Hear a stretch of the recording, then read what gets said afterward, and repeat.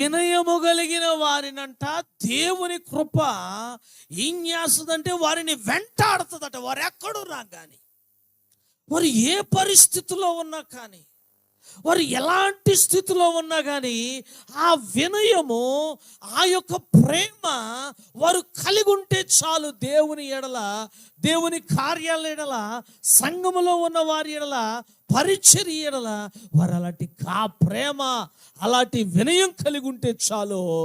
దేవుని యొక్క కృప వారిని ఏం చేస్తో తెలుసా అండి?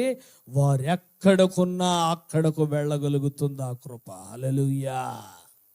ఆ కృప కలిగిన దేవుడు, అల్పులైనటువంటి మనము అలాంటి వినయ భయభక్తులు కలిగి ఉండాలని మన కొరకు పరలోకాన్ని విడిచి ఆయన భూమి మీదకు దిగొచ్చాడు. హల్లెలూయా. ఆ కృప మన యొద్దకు